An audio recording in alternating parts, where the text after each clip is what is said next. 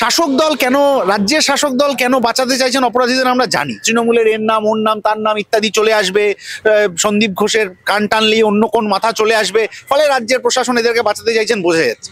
কিন্তু রাজ্যের খাতায় কলমে প্রধান বিরোধী দল বলে যারা আছেন তারা যে কেন এটাকে বাঁচাতে চাইছেন এটা কিন্তু আমরা বুঝতে পারছি। এখন সেটিং দিনের আলোর মতো স্পষ্ট হয়ে উঠছে যে এইখানে আরজিকর আবহ চলাকালীন একদিকে অন্য দুর্নীতিতে অভিযুক্ত নেতাদের জামিন হচ্ছে, আর তার পেব্যাক হিসেবে দিল্লিতে আদানির দুর্নীতি নিয়ে যখন কথা হচ্ছে তখন তৃণমূল একটা ধরি মাছ নাছুই পানি করে এমন একটা পদক্ষেপ নিচ্ছে যাতে আসলে ঘুরপথে বিজেপির সুবিধা হয়।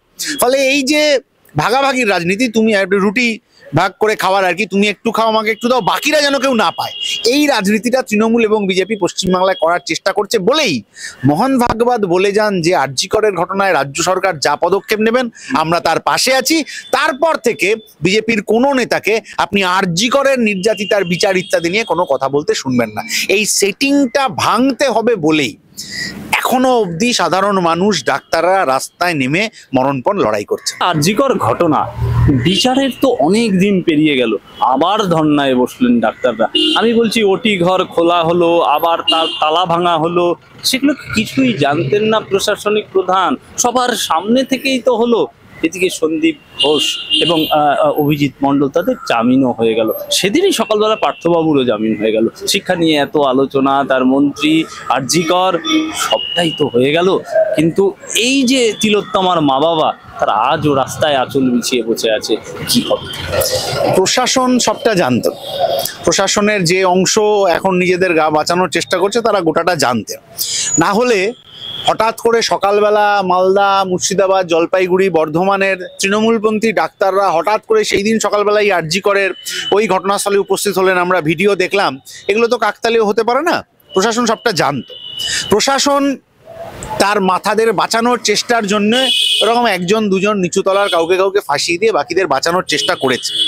এবং এই যে লাগাতার এই লড়াই আন্দোলন এখনো অবধি যেটা করতে হচ্ছে, এটা করতে হচ্ছে এই কারণে যাতে করে প্রশাসন, রাজ্যের এবং কেন্দ্রের প্রশাসনের যৌথ ষড়যন্ত্রে যে আসল অপরাধীকে বাঁচানোর চেষ্টা হচ্ছে সেই বাঁচাতে যাতে না পারে, তার জন্যই কিন্তু এত লাগাতার ধর্ণা, অবস্থান, আন্দোলন ইত্যাদি চালাতে হচ্ছে। শাসক দল কেন, রাজ্যের শাসক দল কেন বাঁচাতে চাইছেন অপরাধীদের আমরা জানি। তৃণমূলের এর নাম ওর নাম তার নাম ইত্যাদি চলে আসবে, সন্দীপ ঘোষের কান টানলেই অন্য কোন মাথা চলে আসবে, ফলে রাজ্যের প্রশাসন এদেরকে বাঁচাতে চাইছেন বোঝা যাচ্ছে। কিন্তু রাজ্যের খাতায় কলমে প্রধান বিরোধী দল বলে যারা আছেন তারা যে কেন এটাকে বাঁচাতে চাইছেন এটা কিন্তু আমরা বুঝতে পারছি। এখন সেটিং দিনের আলোর মতো স্পষ্ট হয়ে উঠছে যে এইখানে আরজিকর আবহ চলাকালীন একদিকে অন্য দুর্নীতিতে অভিযুক্ত নেতাদের জামিন হচ্ছে, আর তার পেব্যাক হিসেবে দিল্লিতে আদানির দুর্নীতি নিয়ে যখন কথা হচ্ছে তখন তৃণমূল একটা ধরি মাছ নাছুই পানি করে এমন একটা পদক্ষেপ নিচ্ছে যাতে আসলে ঘুরপথে বিজেপির সুবিধা হয়। ফলে এই যে ভাগাভাগির রাজনীতি, তুমি রুটি ভাগ করে খাওয়ার আর কি, তুমি একটু খাও আমাকে একটু দাও, বাকিরা যেন কেউ না পায়, এই রাজনীতিটা তৃণমূল এবং বিজেপি পশ্চিমবাংলায় করার চেষ্টা করছে বলেই মোহন ভাগবত বলে যান যে আরজি করের ঘটনায় রাজ্য সরকার যা পদক্ষেপ নেবেন আমরা তার পাশে আছি। তারপর থেকে বিজেপির কোনো নেতাকে আপনি আরজি করের নির্যাতিতার বিচার ইত্যাদি নিয়ে কোনো কথা বলতে শুনবেন না। এই সেটিংটা ভাঙতে হবে বলেই এখনো অবধি সাধারণ মানুষ, ডাক্তাররা রাস্তায় নেমে মরণপণ লড়াই করছে। বেশ, আমি সেরা ভবিতব্যের একজন সন্ধান দিতে পারি তোমায়। কুণাল ঘোষ 6 নির্বাচনে বলেছিলেন, সেটাই হয়েছে। এবং যেভাবে অডিও ক্লিপ প্রকাশ করে একেবারে তুমি নিজে জানবে জেলের সময় যেভাবে টানা হেঁচড়া, যেই দিনচক্রের মধ্যে দিয়ে তোমাকে যেতে হয়েছে আরজি করের সেই দিনের ঘটনায়, সেই কুণাল ঘোষ বেশ খুশি। কারণ এই তো রাজ্য সলভই করে ফেলেছিল। সঞ্জয় রায়, তার তো ফাঁসির আবেদন তো মুখ্যমন্ত্রী করেছিলেন, তাহলে তো রাজ্যের পুলিশেরই জয় হলো। সেইখানে সঞ্জয় রায়ের বিরুদ্ধেই তো চার্জশিট এলো আলটিমেটলি, তাহলে কি রাজ্য পুলিশের জয় হলো? কুণাল ঘোষ খুব উত্তেজিত, আনন্দিত।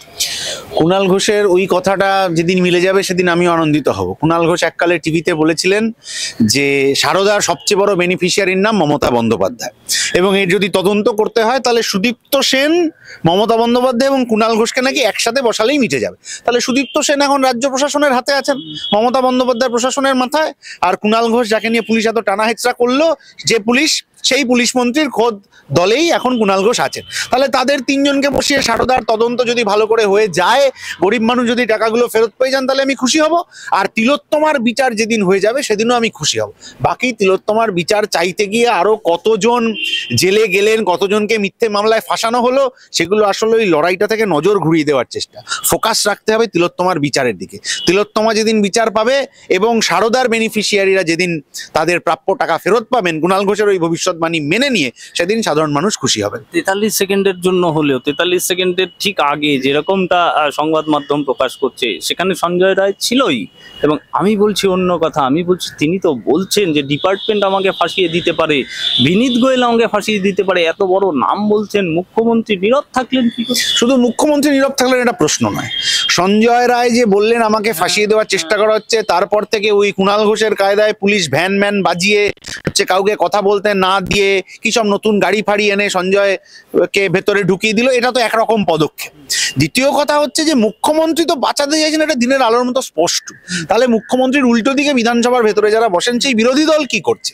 তাদের সিবিআই এর যে তদন্ত, সিবিআই এর তদন্ত পশ্চিমবাংলার ক্ষেত্রে নিয়োগ দুর্নীতি বলুন, সারদা বলুন, নারদা বলুন, কোনো ক্ষেত্রে সাকসেস রেট হলো না।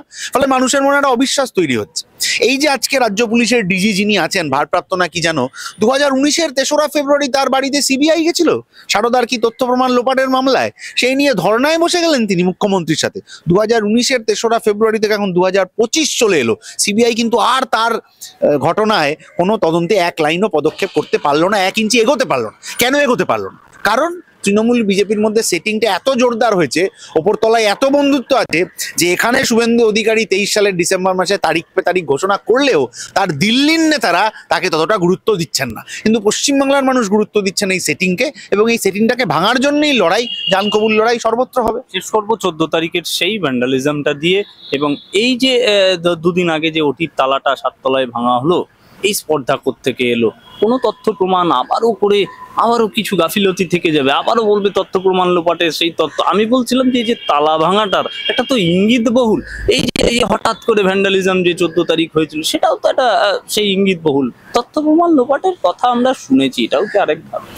আমাদের মনে হয় যে পুলিশ প্রশাসন যদি এটা না জানতেন যে 14 তারিখ রাতে ওই ঘটনা ঘটবে, তাহলে রাজ্য পুলিশের এই যে ইন্টেলিজেন্স বলে একটা ব্যাপার থাকে, সেটা কেন আছে? রাজ্য পুলিশের ইন্টেলিজেন্স কি খালি প্রতিবাদী কে কোথায় বিক্ষোভ করছে, কি করছে, সেইগুলো খুঁজে বের করে তাদের গ্রেপ্তার করা, হেনস্থা করার জন্য আছে? 14 তারিখ বহু মানুষ রাস্তায় নামছেন, কোন দুষ্কৃতী কোথায় রাস্তায় নামছে, কোথায় ঘাট পেরিয়ে আসছে, কোথায় যাচ্ছে, কি করতে যাচ্ছে, এইগুলো যদি রাজ্য পুলিশ না জানে, তাহলে বুঝতে পারে রাজ্য পুলিশের অপদার্থতা। ওই দিন আমরা ওখানে অবস্থান করেছি, তার 3 দিন আগে আমরা দেখেছি ওখানে পুলিশের ব্যারিকেড থাকে, ওখান দিয়ে মিছিল করবে, ওখান দিয়ে মিছিল করবে। 14 তারিখ রাত্রিবেলা সেই ব্যারিকেডটা গেল কোথায়? সব পুলিশ কর্মীকে কি তাহলে তুলে নেওয়া হলো? সেই প্রশ্নগুলো সাধারণ মানুষের মধ্যে আছে। কারণ পুলিশ প্রশাসনের একটা অংশ, তার মাথায় যারা পুলিশ মন্ত্রী সহ বাকিরা আসলে গোটা ব্যাপারটার মধ্যে মনিটরিং করছিলেন। আপনি সেই দিন রাত্রিবেলা পুলিশ কমিশনারের যদি প্রেস কনফারেন্সটা শোনেন, তাহলে বুঝে যাবেন একটা হাসপাতাল ভাঙচুরের মতো ঘটনা পুলিশ কমিশনার দোষ দিচ্ছেন কাকে? এই আপনাদের মতো মিডিয়াকে।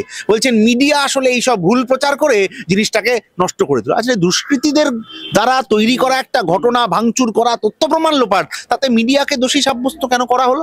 আসলে নজরটা ঘুরিয়ে দেওয়ার চেষ্টা করা হয়েছিল। যেভাবে কামদুনির ঘটনা ধামাচাপা দিয়ে প্রাইস পোস্টিং হিসেবে পুলিশ কমিশনার, কলকাতার পুলিশ কমিশনার হলেন, একই রকম ভাবে এইটা ধামাচাপা দিয়ে আরো কোনো ভালো কিছু উপঢৌকনের আশায় বোধহয় তারা আছেন। কিন্তু সাধারণ মানুষ তারা বুঝে গেছেন যে এদের থেকে আর কিছুর আশা করা যায় না। ফলে এই যে একটার পর একটা ঘটনা ঘটছে, এখানে ভাঙচুর হচ্ছে, এখানে তথ্য প্রমাণ লোপাটের চেষ্টা হচ্ছে, মানুষ সব তার মনের মণিকোঠায় রাখছেন। যেখানে মানুষ জীবনভাবে সুযোগ পাবেন, সেইটাকে কিন্তু তার ন্যায় বিচারের পক্ষে তারা ব্যবহার করবেন। সবচেয়ে বড় ইন্টেলিজেন্স তো কুণাল ঘোষ, আপনার অডিও পেয়ে গেলেন, কোথা থেকে পেয়েছেন সেই প্রশ্নটা যদি উনি কোর্টে বলে দিতে পারেন, তাহলে তো তাকে আমি ইন্টেলিজেন্স হিসেবে মেনে নেব।